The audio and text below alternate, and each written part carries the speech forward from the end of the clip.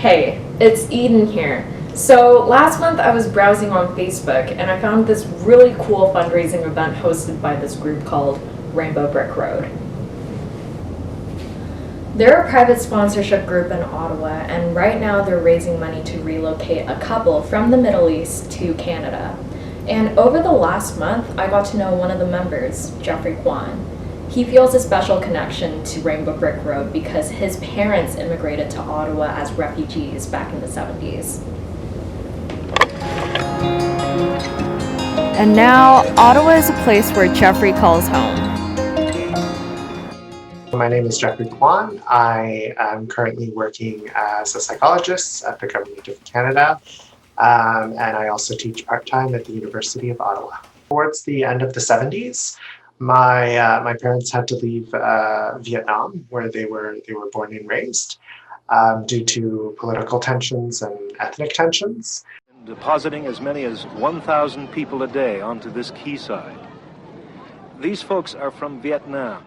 And I'm told it took about 3 months for them to reach Hong Kong, a refugee camp in Hong Kong, where they spent about a year. And from there, they were sponsored privately by a group of young Canadians here in Ottawa. And so then they arrived here, I believe, in February of 1979. Their sponsors helped them, for example, find jobs, navigate the healthcare system, get all their paperwork in order, enrolled them in English language classes. My father found a job as a cleaner in a hotel. And my mother eventually started working at a hair salon where she eventually, took interest in the profession. And a few years after that, she started her own business in downtown Ottawa. It was, obviously a gradual process, but eventually they became very, self-sufficient, and they learned to adopt Ottawa as their home. What was it like growing up queer in your family? I just grew up the way that I felt compelled to. So as a child, I was relatively gender non-conforming, meaning that I had a lot of non-typical boy interests. So I came out to my mom officially, I think I was in second year of undergrad, so I think I was about 19 years old. I never came out directly to my father, but through the grapevine, my mom told him, and I've never experienced any negative reactions. My mom was very supportive. I think when I first came out to her, her first concern was, of course, my own well-being and my safety, and obviously making sure that that I was taking the necessary precautions. And I think mainly her concern was not necessarily what my life would be like, but how society would treat me. So I think that was mostly her concern. I've always felt quite supported by my parents, and I consider myself very lucky and fortunate. My experiences with marginalization are no different from or the typical marginalization that queer youth face. I think, being in that position, having experienced that, I have some compassion and some understanding or empathy. Tell me about the couple that you're raising money for. We are unfortunately not able to share the personal information about our couple, and that's just to respect their privacy. They are in a vulnerable position, so really we are encouraged not to share information that could identify them.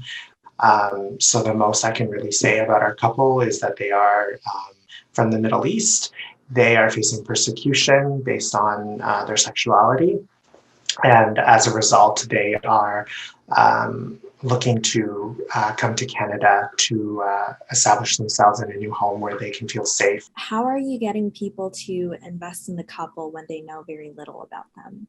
It was a question we grappled with when we were first kind of developing our strategy for kind of fundraising and mobilizing people. It's like, how do you get people to buy in and to really feel connected, right? When we can't share these personal details. So I think really we try to focus a lot on the basic kind of universal experiences that this couple is going through, experiences that we can all kind of relate to, these experiences of marginalization.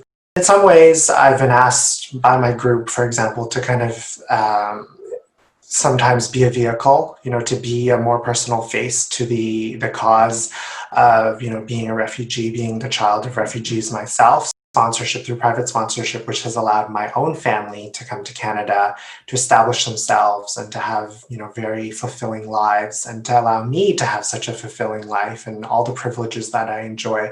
I understand the value of engaging in private sponsorship. I just wish for this couple to be able to feel safe and to feel at home. And unfortunately, they're not able to have that where they are. But I'm hoping that in coming to Canada, they're able to write a new chapter. I think at the base of it, I would just want them to be happy, right? With whatever that looks like for them. Whatever we can do to support that would make me happy. But yeah, at the base of it, I think that's what we all want, right? So that's Jeffrey's story. He's going to continue to work with Rainbow Brick Road. And the couple, well, they're getting closer and closer to coming to Canada so that they can write the rest of their story here in Ottawa.